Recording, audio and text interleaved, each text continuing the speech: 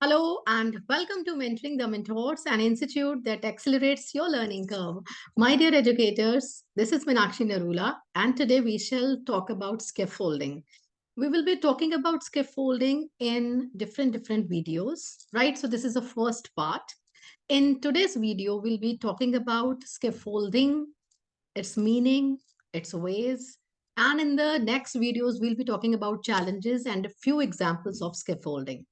ना ये स्कैफोल्डिंग क्या होती है? स्कैफोल्डिंग हम अपने स्टूडेंट्स को कैसे प्रोवाइड कर सकते हैं? बार-बार हम अपने जब एजुकेशनल ट्रेनिंग्स हैं या बहुत बार इंटरैक्शंस होती हैं क्लासरूम में या बहुत बार बुक्स पढ़ते हैं जहाँ पर ये लिखा होता है कि we need to provide proper scaffolding to our students. तो उस स्कैफोल्डिंग को हम समझेंगे उदाहरण के द्वारा भी, राइट? एंड उसके चैलेंजेस को भी एक्सप्लोर करेंगे, right? So let's see how the same can be done. We'll discuss scaffolding, unveiling the meaning, steps, ways, challenges, and examples.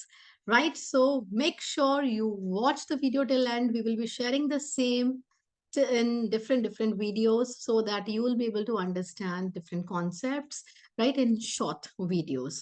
So my dear educators, ये scaffolding क्या होता है? As you can see here in the picture, there is either a tutor who is guiding a child, a student, or maybe a parent who is helping, who is hand holding a child, right? तो इसमें क्या है? Scaffolding क्या होता है? It is a teaching strategy that provides temporary support. एक temporary support होती है, एक हमेशा के लिए किसी को उंगली पकड़कर चलाना नहीं होता। हम अपने बच्चों को चलाना सीखते हैं, सिखाते हैं उनको, तो उनको हमेशा जिंदगी भर तो उनकी उंगली पकड़कर उनको चलाते तो नहीं रहते। हम चले, हमारे पेरेंट्स ने हमें सिखाया, उन्होंने हमें हेल्प की एंड धीरे-धीरे जो हमें स्कैफोल्डिंग उन्होंने प्रोवाइड की, धीरे-धीरे वो कम करते गए। उस चीज़ को क्या करते हैं हम, एक कोई कॉम्प्लेक्स अगर टास्क है, बहुत मुश्किल काम है, सबसे पहले हम उसको स्टेप्स में डिवाइड करते हैं। अलग-अलग स्टेप्स में जब हम उसको डिवाइड करते हैं, तो एक बार एक स्टेप के ऊपर फोकस करते हैं। जब वो स्टेप बच्चा अपने आप करना शुरू कर देता है, तो हम क्या करते हैं, then we move on to the next step. पहले वाला स्टेप बच्चे को इंडिपेंडेंटली करने देते हैं। This is same as zone of proximal development as given by Lev Vygotsky. So my dear educators, एक उदाहरण देती हूँ मैं, आप सिंपल से एग्जांपल। हमारे जो बच्चे हैं वो क्या है कि जब चलना सीखते हैं, हम इनको शुरू में एक 6-7 महीने का पहले बच्चा होता है, हम उसको बैठना सिखाते हैं, राइट? तो उसको हम एक सोफा कम चेयर लेकर देते हैं, या हम छोटे थे तो हमारे पेरेंट्स ने जब ये चीजें अवेलेबल नहीं थी तो कैसे बिठाया, हमें आसपास हमारे पिल्लोज रख देते थे, सपोर्ट रख देते थे, हम बैठना सीख गए। उसके बाद में हम आज जब बैठना सीख के हमारे लिए एक वॉकर लाया गया, राइट? सो वॉकर जो लाया गया, उस वॉकर के चलने के लिए या कुछ करने के लिए सबसे पहले अपनी बॉडी का पोस्चर तो ठीक रखना ज़रूरी है ना। पहले बैठना सिखाया गया, फिर एक वॉकर में बिठाया गया क्योंकि हमें बैठना आता है।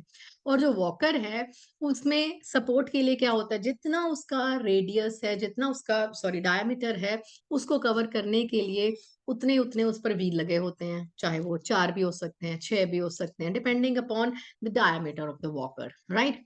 तो ताकि बच्चे को सपोर्ट मिले। जब वो बच्चा आराम से उसमें चलना शुरू कर देता है, बैठना शुरू कर देता है, पैर लगाकर उसको चलाना शुरू कर देता है, फिर क्या होता है कि उसको उसके पेरेंट्स उसके लिए ट्राइसाइकिल लेते हैं। ट्राइसाइकिल जिसमें 3 पहिए होते हैं, यानी 6 पहियों वाली गाड़ी से फिर वो बच्चा आ गया 3 पहियों वाली गाड़ी पर। साइकिल चलाता है बच्चा, ट्राइसाइकिल, तो उसको स्कैफोल्डिंग उसके हिसाब से प्रोवाइड की गई है। बच्चा चलना सीखता है, सिखाया जाता है। अब बच्चा वो चलना सीख गया, चलाना सीख गया। उसके बाद बच्चे को बाइसिकल के ऊपर बिठाया जाता है। बाइसिकल 2 पहिए होते हैं, 2 व्हील्स, एंड वो जो 2 पहियों वाला जो साइकिल है, उसमें भी 2 छोटे-छोटे साइड्स पर सपोर्टर्स लगे होते हैं, ताकि बच्चा बिना किसी के एक्सटर्नल हेल्प के उन सपोर्टर्स के थ्रू उसको इतना सपोर्ट मिले, वो चलाना सीख जाए, वो बैलेंस करना सीख जाए, उसको थोड़ा कॉन्फिडेंस आ जाए।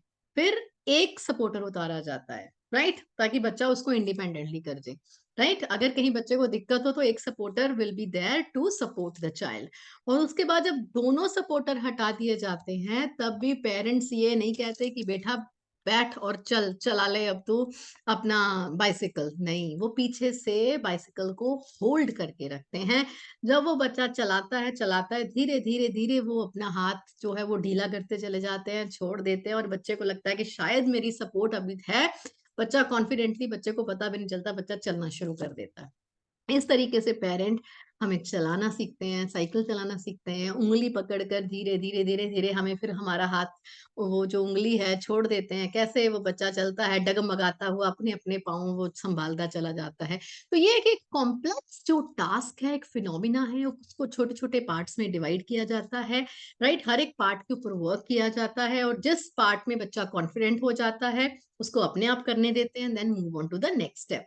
Right? I hope you have liked this example and you have understood the same. अब स्कैफोल्डिंग क्या है? It is a teaching strategy that provides temporary support. Temporary support है, जिंदगी भर, उम्र भर के लिए वो सपोर्ट हमने नहीं प्रोवाइड की है। And it involves, right, breaking down of complex task into smaller manageable steps. जैसा कि मैंने अभी आपको बताया, हम करना क्या चाहते हैं इसमें, हम बच्चों में नई स्किल, नई नॉलेज डेवलप करना चाहते हैं।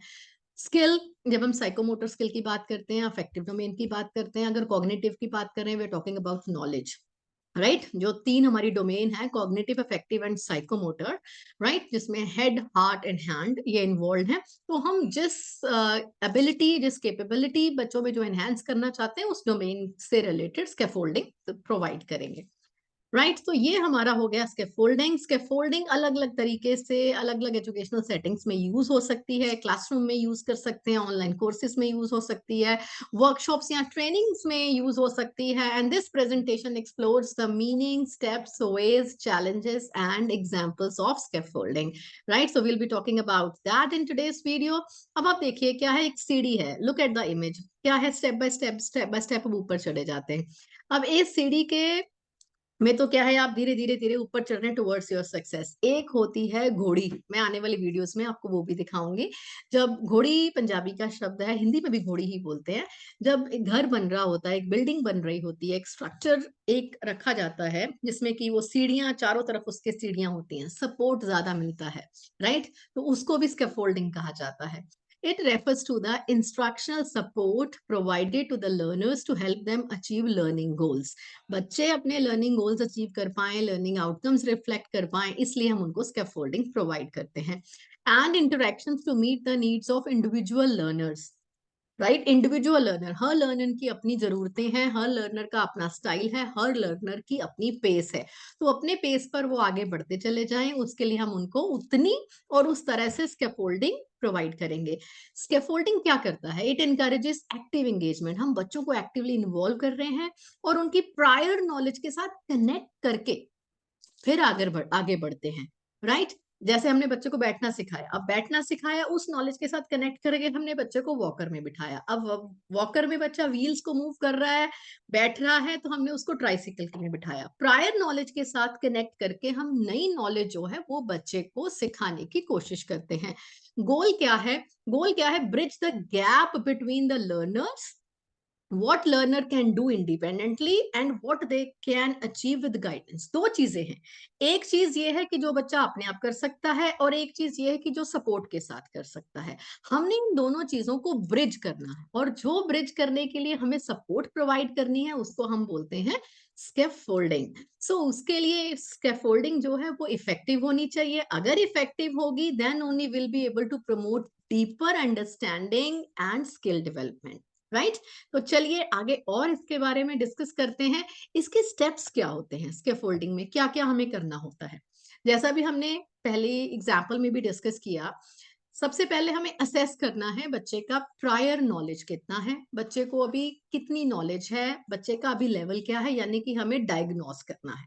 ओके, और उसके बाद में हम जो बच्चे को नई चीज सिखाना चाहते हैं, राइट, उस नई चीज को सिखाने की पहले हमने डायग्नोसिस कर लिया कि बच्चे का लेवल क्या है। उसके बाद वो कॉम्प्लेक्स टास्क को हमने स्मॉलर स्मॉलर स्टेप्स में डिवाइड कर लिया as per the child's understanding. फिर हमने बच्चे को प्रोवाइड किया एक्सप्लिसिट इंस्ट्रक्शन एंड डेमोन्स्ट्रेशन कि इस काम को ऐसे किया जाता है, डेमोन्स्ट्रेट करेंगे, राइट ना। उसके बाद बच्चे को गाइडेंस देंगे, guided practice and support and feedback, right. एक तो हमने डेमोन्स्ट्रेट किया है, जो हम करके दिखाएँगे द चाइल्ड विल फॉलो। और एक दूसरी चीज़ ये है कि जब बच्चा कर रहा है और उसमें बच्चे को थोड़ा गाइड करेंगे, ऐसा करो, वैसा करो, चलो अब ऐसे करो, पैर यहाँ रखो, फिर ऐसे साइकिल चलाओ, कुकिंग की आप पहले डेमोन्स्ट्रेशन दे रहे हो, फिर उसके बाद करवा के दिखा रहे हो कि हाँ, कोई आप स्किल बिल्डिंग कर रहे हो, चलो आप ऐसा करिए, चलो हलवा बना रहे हो, अब देखो इसको कितना भुन गया, इसमें से खुशबू आ रही है, क्या घी अलग हो गया? तो आप क्या है गाइड करते चले जा रहे हो स्टेप बाय स्टेप, राइट? तो उसमें उसके बाद आप क्या करोगे gradually reducing support as a learners gain proficiency. जैसे जैसे लर्नर उसमें प्रोफिशिएंट होते जाते हैं, आप अपनी जो सपोर्ट है उसको धीरे धीरे कम करना शुरू कर देते हो। आप कहते हो चलो अब इतना स्टेप अपने आप करो, आगे का हम आपको बताएंगे, ऑब्जर्व करेंगे, फिर चेक करिए, right? And then promoting independent application of knowledge and skills, right? फिर हम बच्चे को कहते हैं कि इंडिपेंडेंटली इसको अप्लाई करो। ये है इसके स्टेप्स, राइट? जैसे मैंने आपको पहले ही एक एग्जाम्पल के थ्रू बता दिया है, वो साइकिल की एग्जाम्पल, वो वॉकर की एग्जाम्पल, राइट? चलिए, अब वेज क्या हो सकती हैं, किस तरीके से हम उनको स्कैफोल्ड करेंगे। सी ये डिपेंड करता है हम किस तरीके की स्किल और एबिलिटी बच्चों में जो है इंकलकेट करना चाहते हैं। हम मॉडलिंग यानी डेमोन्स्ट्रेशन कर सकते हैं, उनको खुद करके दिखा सकते हैं, हम उनसे क्वेश्चंस पूछ सकते हैं। You should keep on asking questions और चेन क्वेश्चंस। एक क्वेश्चन पूछा है उसके ऊपर अनदर क्वेश्चन, फिर अनदर क्वेश्चन। क्वेश्चनिंग स्किल के थ्रू हम बच्चों की जो नॉलेज है उसको एनहेंस करेंगे और उनकी नॉलेज को और बिल्ड करते चले जाएंगे, ताकि बच्चा अपने आप से अगला स्टेप बताए कि क्या करना है, इस सिचुएशन में क्या करना चाहिए, right? And then providing prompts, थोड़ी सी गाइडेंस, थोड़े से प्रॉम्प्ट्स देंगे, थोड़े से क्यूज देंगे, टिप्स देंगे कि ऐसा कर लो। चलिए अब आगे, जहां पे बच्चा अटके, जहां पे बच्चा कुछ हेजिटेट करे, उसको आप आगे उसकी हेल्प करेंगे। और इसके अलावा ग्राफिक ऑर्गेनाइजर, जैसे अगर आप इमेज में भी देख रहे हैं, इस तरीके से हम नॉलेज बिल्डिंग के लिए उनको स्कैफोल्डिंग प्रोवाइड कर सकते हैं, ताकि उसके ऊपर अपना वो नेक्स्ट जो अपनी नॉलेज है उसको कनेक्ट कर पाए। उसके अलावा कोलैबोरेटिव लर्निंग हो सकती है, बच्चे एक दूसरे से, अपने ग्रुप से, अपने पीयर से बहुत जल्दी सीखते हैं।